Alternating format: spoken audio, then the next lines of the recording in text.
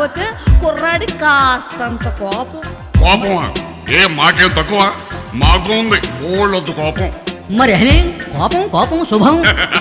Correct, ఇది correct. Lakshmi కళ్యాణ